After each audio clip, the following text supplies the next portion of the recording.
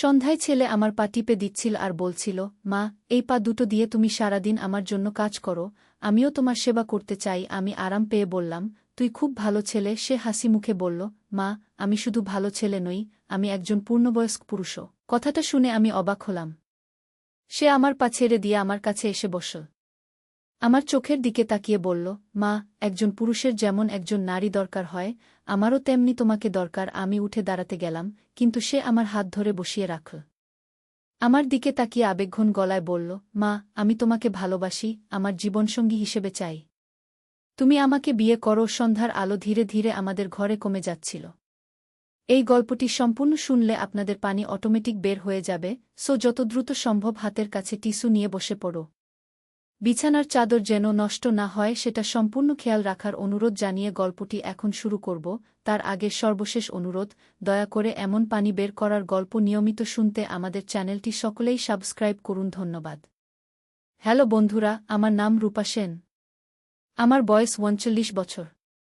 আমার স্বামীর নাম সুদীপ সেন, বয়স ৫২ বছর। আমাদের ২ সন্তান, সুমন আর রিয়া। সুমন ২১ বছর বয়সী, বিশ্ববিদ্যালয়ে পড়ে। রিয়া ১৪ বছর বয়সী, স্কুলে যায়। আজকে আমি যে গল্পটি বলবো সেটা আমার নিজের অভিজ্ঞতার কথা। এমন একটা রহস্যময় ঘটনা যা আমার পুরো পরিবারকে এক অবিশ্বাস্য অ্যাডভেঞ্চারের মুখে ফেলে দিয়েছিল। আমি যখন প্রথমবার সুমনের মুখে ওই কথাগুলো শুনেছিলাম, তখন আমার বুঝতে সময় লেগেছিল যে আসলে কি হচ্ছে। সে আমার দিকে তাকিয়ে থাকল কয়েক সেকেন্ড। তারপর হঠাৎ করে তার চোখ দুটো অন্যরকম হয়ে গেল। মনে হলো যেন সে আর আমার সুমন নেই। তার মুখে একটা অদ্ভুত হাসি ফুটে উঠল। মা, আমি কিন্তু তোমার সুমন নই, সে বলল। আমি চমকে উঠলাম। মানে? তুই কি বলছিস? আমি হলাম অরুণ।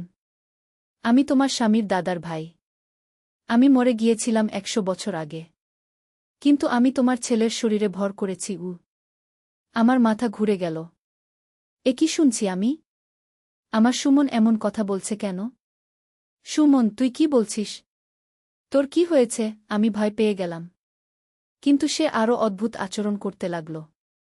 সে আমার কাছে এসে আমার কপালে হাত রাখল। তার হাত দিয়ে একটা অদ্ভুত শীতল অনুভূতি আমার মধ্যে ছড়িয়ে গেল। রূপা, তুমি আমার কথা বিশ্বাস করো।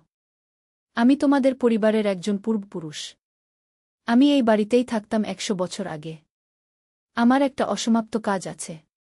তোমাদের সাহায্য লাগবে। আমি বুঝতে পারছিলাম না এটা স্বপ্ন নাকি বাস্তব। কিন্তু সুমনের গলার স্বর, তার কথার ধরন, সবকিছুই একদম অন্যরকম লাগছিল। কি কাজ? আমি কাপা গলায় জিজ্ঞেস করলাম। এই বাড়ির নিচে একটা গুপ্ত কক্ষ আছে।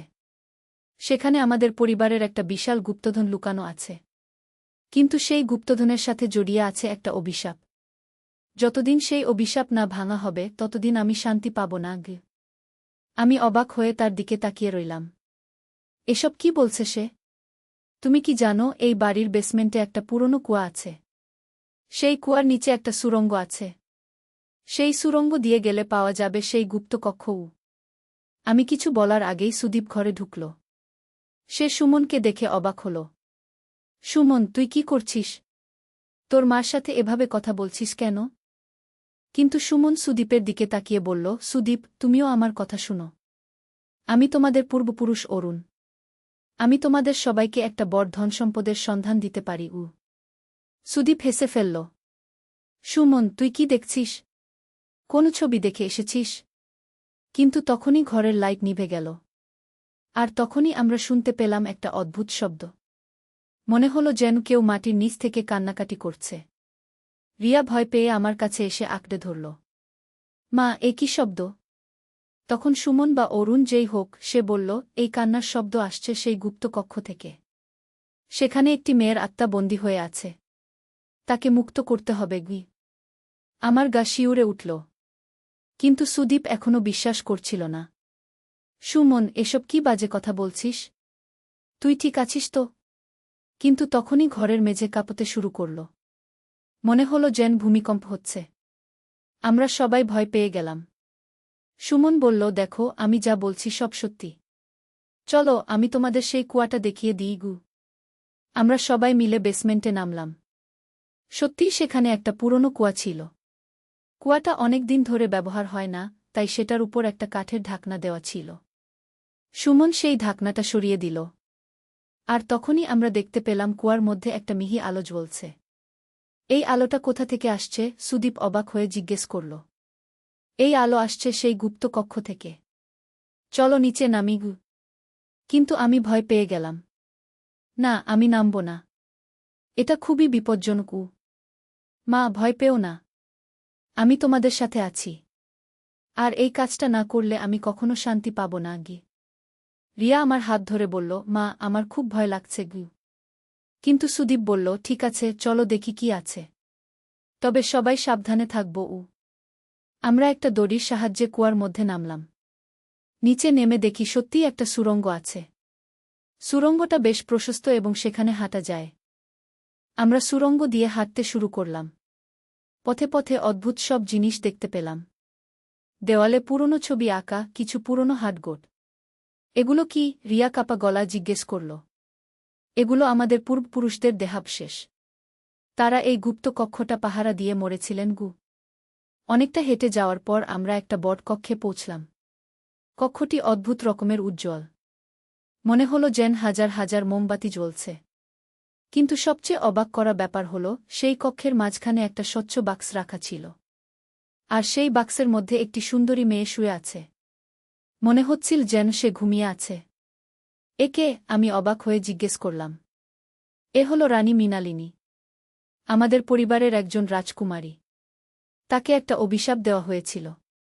সে চিরকাল ঘুমিয়ে থাকবে যতক্ষণ না কেউ তার প্রকৃত প্রেমিকের সন্ধান দেয়া গু। আমি আরও অবাক হলাম। প্রকৃত প্রেমিক মানে? রানী মৃণালিনীর একজন প্রেমিক ছিল। কিন্তু তার বাবা সেই বিয়েতে রাজি হননি। তাই তিনি মেয়েকে অভিশাপ দিয়ে এই অবস্থায় ফেলে রেখেছিলেন। আর সেই প্রেমিকের নাম ছিল অরুণ। আমি সেই অরুণ ঘ। এবার আমি পুরো ব্যাপারটা বুঝতে পারলাম। অরুণ এই রানীর জন্যই এতদিন অশান্ত ছিল। তাহলে এখন কি করতে হবে? সুদীপ জিজ্ঞেস করল। এই বাক্সের পাশে একটা পুরনো বই আছে। সেই বই থেকে একটা মন্ত্র পড়তে হবে।